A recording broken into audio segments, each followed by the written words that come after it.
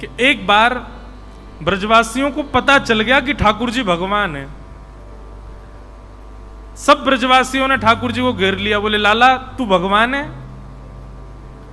ठाकुर जी बोले मैं कहता रहूं कि मैं भगवान हूं तब तक तुम मानो ना हो, और अब अपने आप बोल रहे हो कि मैं भगवान हूं। वो लाला सांची बता तू भगवान है? ठाकुर जी बोले हम मैं हूं तो। बोले लाला एक काम करेगा? बोले हाँ, नेक अपने वैकुंठ को दर्शन कराए दे हमें। सब ब्रजवासी बोले अपने वैकुंठ को दर्शन करा दे। ठाकुर जी बोले चलो सबको दिखा के लाऊं, और सब ब्रजवासियों को लेकर के ठाकुर जी वैकुंठ गए। वैकुंठ का दर्शन कर रहे हैं ब्रजवासी।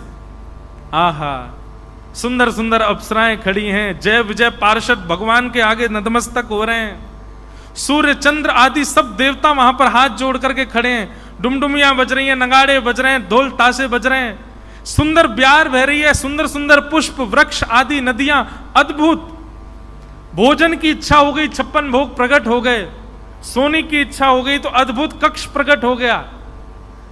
ऐसे सुंदर वैकुंठ का दर्शन किया सब ब्रजवासियों ने, और पूरे वैकुंठ का दर्शन, भोग विलास की सारी सामग्री वहां पर, कोई कमी नहीं है। मधुमंगल श्रीदामा तो बिस्तरन पर कूद कूद के देख रहे हैं, बोले लाला ये तो बहुत जोर के हैं, हम तो यहीं सो जाएं। नदी का जल पान करते हैं, ऐसा शीतल जल महाराज कि पूरा गला से लेके नीचे तक तर हो जाए। प्रसाद ऐसा तो स्वाद आज तक चखा ही नहीं किसी ने, इतना सुंदर प्रसाद। व्यवस्थाएं देख करके सब ब्रजवासी आनंदित हो गए।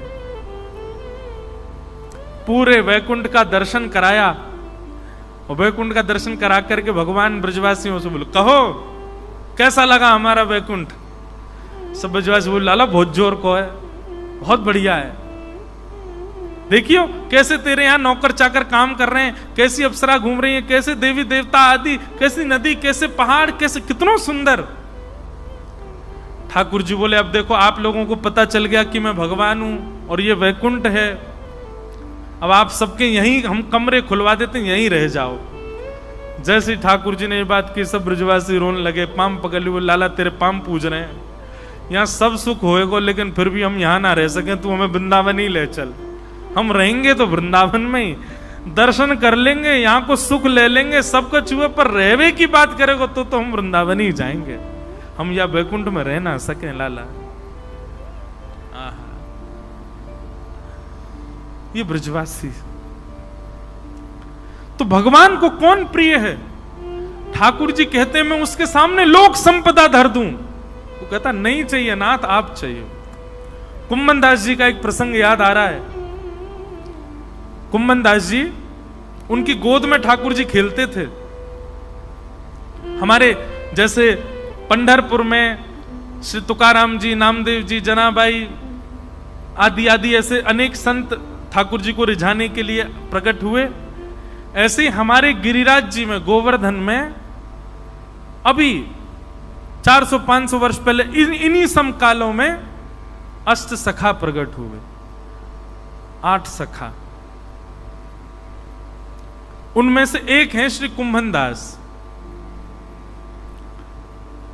उन कुम्भन दास जी की भक्ति से प्रसन्न होकर ठाकुर जी उनकी गोद में खेलते थे।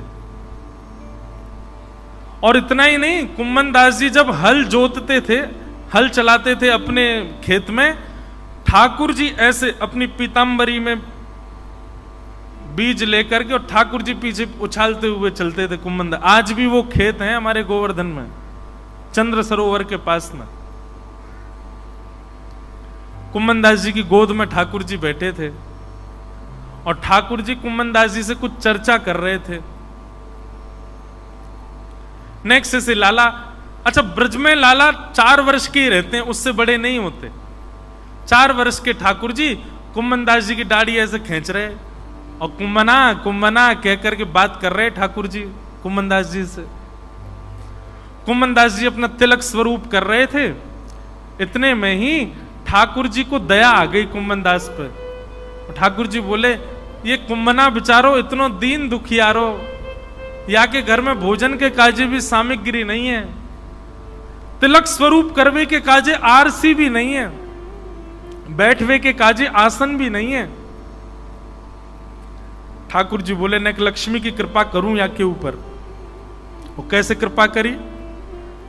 एक बहुत बड़ा राजा अपनी आधी संपत्ति दान करने के लिए आया ब्रज में, और वो ढूंढ रहा था कोई भजनानंदी संत मिले तो उसको मैं आधी संपत्ति दे जाऊं। उसने किसी से पूछा तो किसी ने 2-4 नाम बताए, उनमें से एक कुम्मनदास जी का नाम बताया। बोले वो भजनानंदी संत है, उनको दे दो। यहां ठाकुर जी कुम्मनदास जी की दाढ़ी से खेल रहे थे, मन में सोच रहे थे या पे कृपा करूं। इतने में ही राजा कक्ष में प्रवेश करता है कुम्मनदास जी के, और जैसे ही राजा आया ठाकुर जी अंतर ध्यान हो गए वहां से। कुम्मनदास जी की स्थिति क्या है? कहां चले गए? अरे लाला तुम कहां चले गए? ढूंढन लगे। अरे मेरो लाला कहां चलोगो? पर्दा उठा करके देखें, ऊपर झांक करके देखें, बाहर खिड़की से झांक, मेरो लाला अभी तो कछु कह रहे हो, मेरी दाढ़ी ते खेल रहे हो, कुम्मना कुम्मना कह रहे हो, कछु कहवे वारो, जन कहां चलोगे हो? राजा अंदर आया, अंदर आकर के बोला महाराज मैं आपके चरणों में प्रणाम करता हूं, मैं फलानी जगह का